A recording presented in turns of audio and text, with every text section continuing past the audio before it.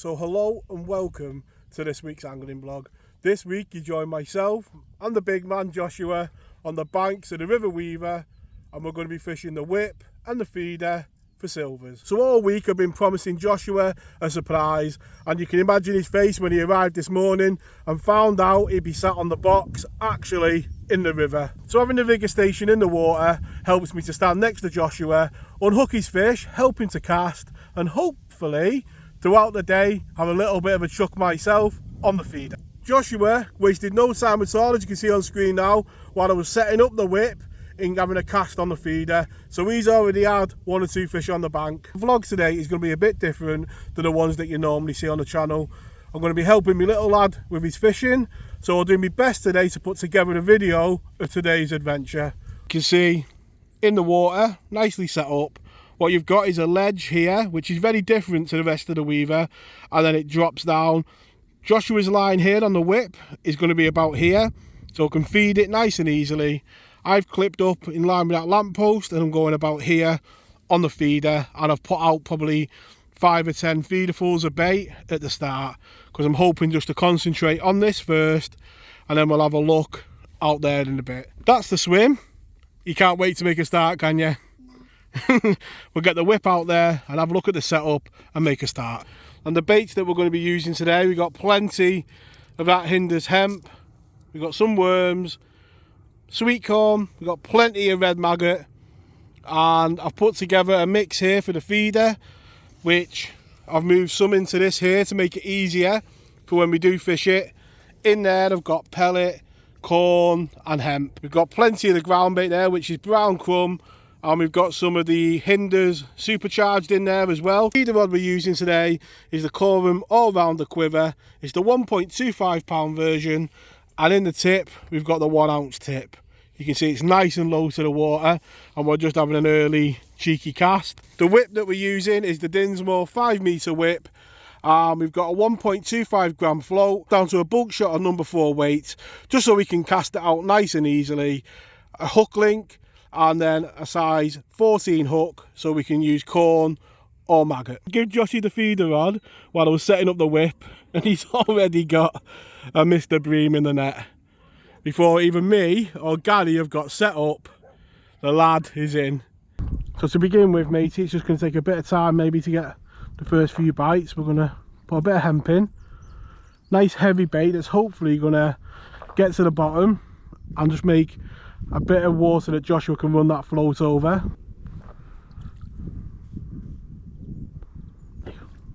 And there we go. Right over where we think that bait's going to be hitting the bottom. A nice little roach. Yeah, swing it in, matey. There we go. And there we go. First fish. Ooh. We didn't make it into net, and you can see there Gary is into a proper bream. Such is the exceptional fishing that's available. Good to get an early first bite, even if I did miss the net with it. Just going to keep putting that maggot in just to try and keep them bites coming and draw them fish into the area. Try and keep a tight line between the tip and the float. Right, concentrate. There you go. He's into his next one. Just take your time. There we go. Swing him in and missed the perch, it looks like. Second fish of the day, and I know we won't hold this one because it's Mr. Spiky. What's his name? Mr. Perch. Mr. Le Perch. A beautiful fish. And this one will make its way into the net, most definitely. So it's all about Joshy putting the bait in front of you. It's going to be falling nice and slowly, and then hopefully you'll keep getting your bites in the same area. And concentrate round about there. There we go. The little roach. Imagine if it's the same one. The same one that didn't make it into the net. Yeah. Imagine. Oh, I need to make it into the net. We're not going to have a very good day. We keep missing the net, are we? No. There we go. It's a bite of chuck, as you can see. A roach in the palm and one happy little big man. Well done, matey. Question that everyone's thinking about though on the channel is, when you put it back, will it make it into the net? Yeah. most definitely. So it's all about now just trying to keep them fish within that zone where he's getting them. But it looks like where we're putting the hemp is perfect. You can see there coming a nice distance down the swim, and that's a better one. And it literally is a bite a chuck. So that's what today's all about, just getting bites. So we're just going to keep putting in the ground bait. Hopefully it's going to keep the fish in, but I'm hoping it's going to attract a big fish in that's going to give him a bit of a surprise. But you can see there what a beautiful fish that is. It looks like a dace. So with Joshy on the whip, Daddy's decided to have a little go on the feeder. And I did put a few feederfuls out at the start. I had 1 or 2 skimmers, I've got to be honest. It's gone round with one of those proper bream. While I'm trying to show you this bream, he's absolutely bagging up on the whip. He's already got one of his fish in there, my bream, so we can have a look at them now. And he's already into his next one. So I'll have to be quick because the lad's back in the water. But there we go, that's my bream down the middle. And you can see the 2 fish that Joshy's had in the meantime. Really is good to be sat here with my little lad and the river full of fish. So while he's casting in, I'm going to quickly get my feeder rod back out before he catches, well, I said before he catches another. He's already got one.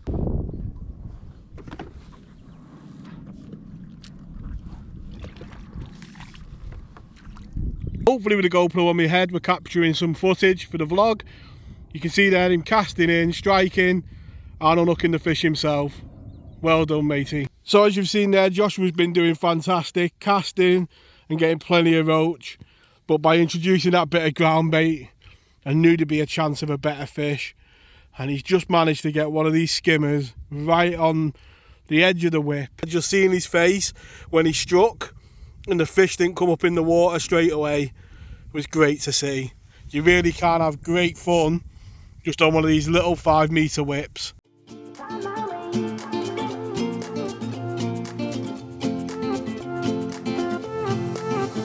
A new place, a new home, for a while, let me feel alive.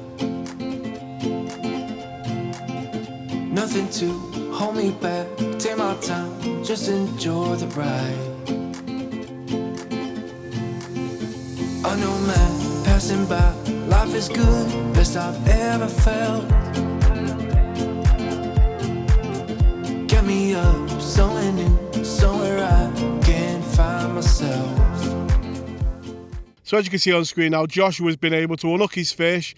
He's been casting in, swinging those roach and gudgeon, and he's had that nice bream. And today really has been the first session that we've gone out where we've both been fishing. So it's great strides that he's made in his angling this year. And hopefully this is the first of many more sessions on the bank where Daddy will have a rod in and so will Mr. Joshua. Have you had a good day? Yeah. And that's what it's all about at the end of the day. And as we begin to explore the river, it's amazing to see the different sizes of fish. Like there's a lot more of these skimmers in this area, most definitely. So I do get quite a few questions on the channel about taking the kids fishing with you and any advice. And the biggest one, you see we're getting plenty of rattles on the tip, is not to expect too much. You know, Joshua loves his fishing, but there's still times in the day where they want to get off the box, and he's sat up there with Mitzi now for a bit.